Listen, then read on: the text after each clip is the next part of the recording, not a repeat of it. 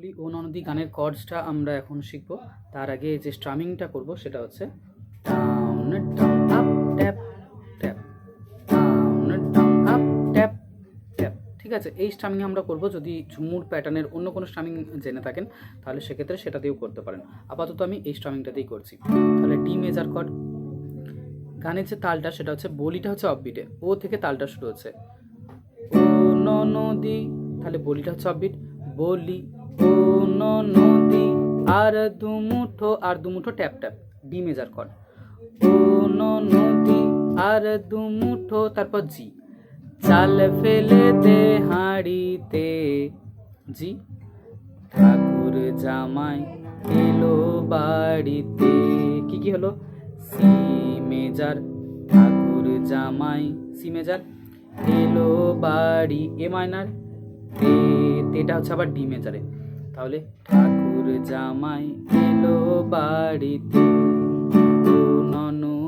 ও ননদী আবার ডিতে আছে, ঠাকুর জামাই এলো বাড়িতে। এই জায়গায় জাস্ট একটা করে ডাউন করবেন যেহেতু তাড়াতাড়ি কর্ড চেঞ্জ হচ্ছে, ঠাকুর জামাই এলো বাড়িতে।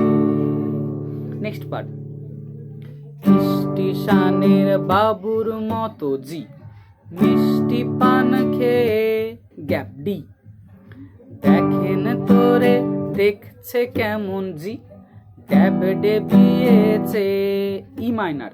ওকে, আবারও বলছি, স্টেশনের বাবুর মতো, জি, মিষ্টি পান খেয়ে, গ্যাপ, ডি, দেখেন তোরে দেখছে কেমন, জি, গ্যাপ ডেবিয়েছে, গ্যাপ, ই মাইনার।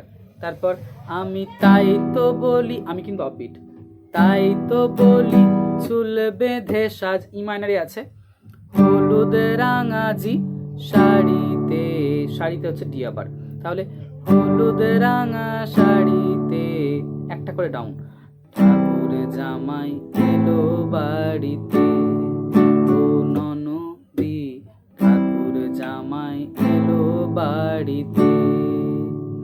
এভাবে প্র্যাকটিস করবেন তাহলে।